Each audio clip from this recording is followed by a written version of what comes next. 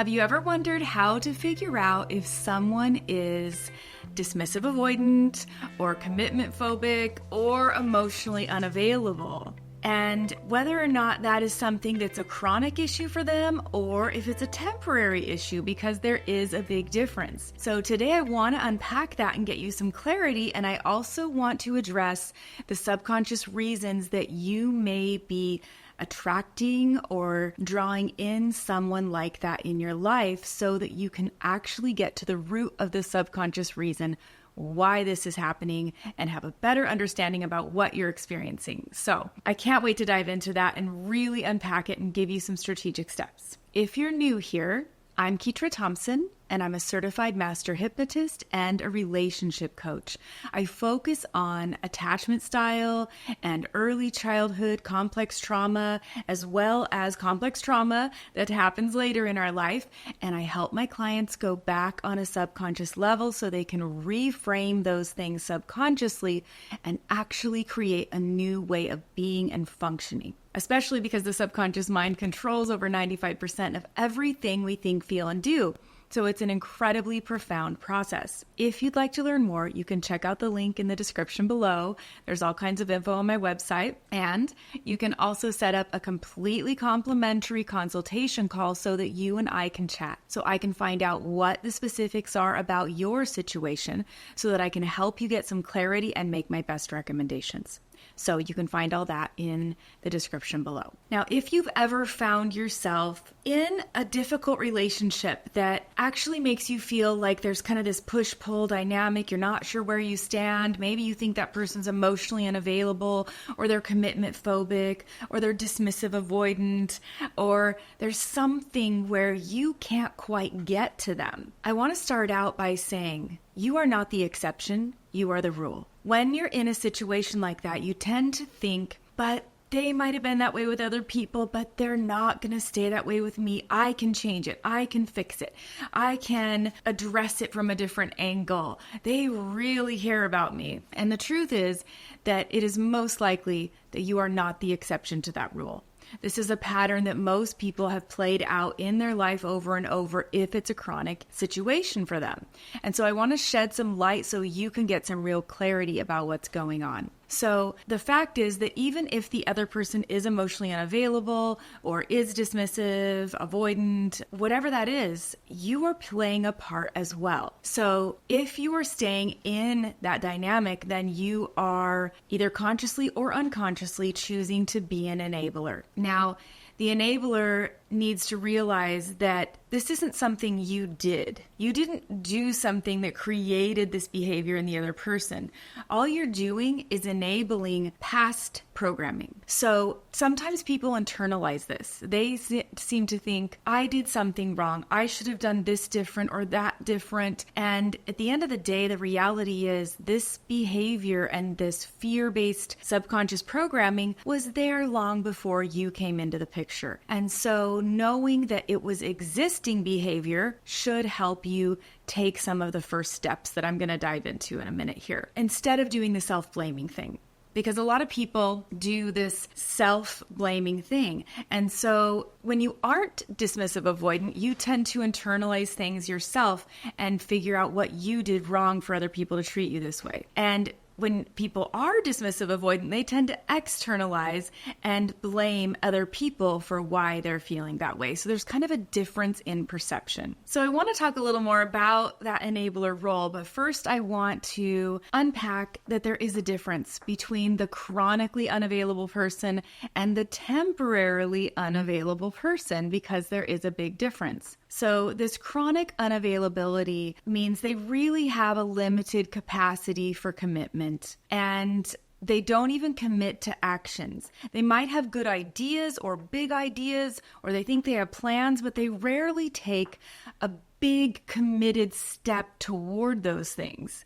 And so that can signify chronic unavailability, because they have a real fear of commitment on many levels, not just their relationships, but what furniture to choose and career choices and business decisions. Sometimes that's not the case, especially if you're dealing with someone narcissistic. They tend to think they're invincible and take big risks in their professional life that can pay off really well. But if we're talking about someone who's really not on that spectrum, they're just chronically commitment phobic and emotionally unavailable, then these patterns can kind of come up. It kind of creates a place where they're frozen in their life.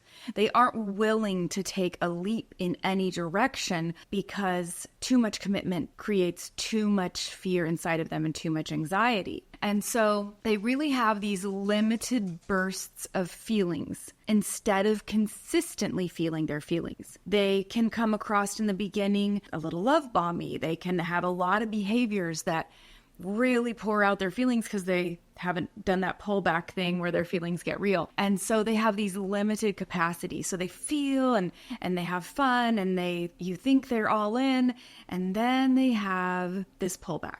And the inconsistency creates a dynamic where you are almost dealing with something comparable to a drug high, where their feelings for you are big and then they're pulling back, and then you kind of lose the drug of the good feelings and you want more of it, and then they give a little bit back. And so it's an inconsistent push-pull dynamic that can become actually quite toxic. Now, there is such a thing as the temporarily emotionally unavailable or unavailable for commitment person. Now, typically, if the person is secure normally in their attachment, then this period of time will only last maybe around 2 years. And it's usually precipitated by some kind of experience, a divorce, a really painful, emotionally abusive or toxic relationship or marriage.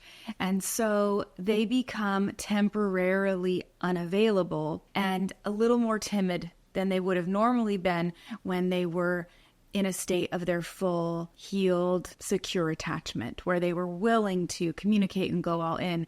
They've now been tricked a little bit and they feel a little gun shy. And so if they realize during that time that the other person is in a way different place than them, they will usually pull out of that relationship and not drag them down the road of on again, off again stuff that can become so toxic in that push-pull dynamic. And so the temporary thing is based usually as a reaction to something that's happened in their life. And so this is why some people are leery of dating someone right out of a divorce or right out of a relationship, because this can be an issue, but it isn't necessarily always the case. But I want to mention it because we tend to think we make excuses for the emotionally unavailable person sometimes if you're the enabler. And I don't want you to make the excuse of, oh, they're just temporarily unavailable, because even if they are just temporarily unavailable, they need you to not be an enabler in that situation. So if that's the case and they're demonstrating the behaviors that I'm going to go over in a second here, then you need to be able to step out of that until they have reached the awareness or point of healing where they are fully able to go in and be vulnerable and co-create a relationship. You don't just hang around and eventually earn their love and their commitment. It doesn't work that way. So let's talk a little bit about really the dynamics of the unavailable person and diving into that habitually unavailable person so you can get some really big clarity on that. Now, the habitually unavailable person is usually operating from subconscious programming that happened in their childhood. They had a painful childhood experience and they either were neglected, they didn't have a lot of emotional availability in their house, or some kind of big event or loss happened, but it's usually because of childhood experiences. And so this obvious commitment phobic person is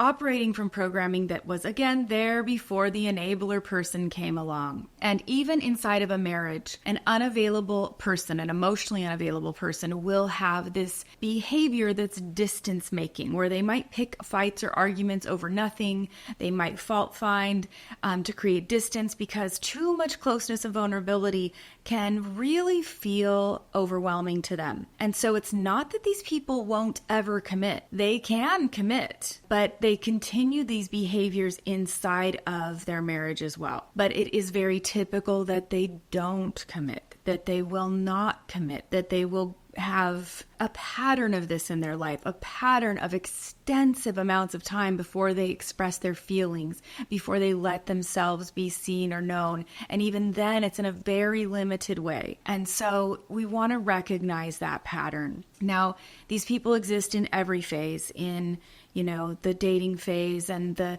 marriage phase and the commitment phases in between. They might even date exclusively, but that doesn't mean they are emotionally available. What happens is you can end up in a subconscious mental rut. So if this is really something that's coming from someone's childhood, their own complex trauma in childhood, or some complex trauma that has gone on for an extended period of time in their adult life, then that programming is pretty deep. Now, when we look at the temporary unavailability, that can sometimes be someone who hasn't had an experience, and so they kind of default back. So I could use the example of when getting out of a 17-year marriage, I had not dated since high school. So integrating what I knew about dating and who I was at the present moment, there was a big gap, and sometimes people revert back to what they knew before.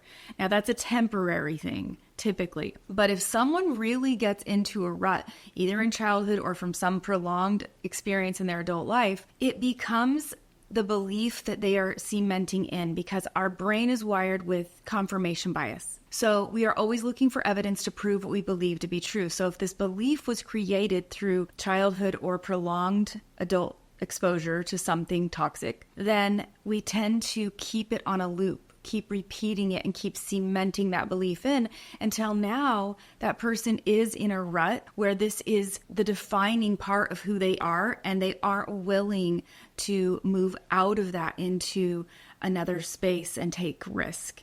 And so this is when it becomes a really chronic habitual issue in anyone's life who follows a pattern like that. So let's talk about why this doesn't work. It should seem obvious, but when I get into the details of this, I think it will help you get some clarity, especially if you are the enabler. So the enabler tends to blame themselves, but the reality is that it doesn't work because staying in a relationship like this just confirms your subconscious beliefs about yourself and your relationship, further damaging your self-image and your self-worth by continuing to have you put that blame on yourself. It won't work because this other person, the person who won't commit, the person who's emotionally unavailable, the dismissive avoidant, whatever it is, they are dedicated to keeping themselves safe in this way. So you are being dictated by their terms, and this is not a mutually fulfilling relationship if their terms are the rules that everyone has to play by, but you really don't like that rule. You really don't agree with it. Another reason is because these relationships are not mutual. They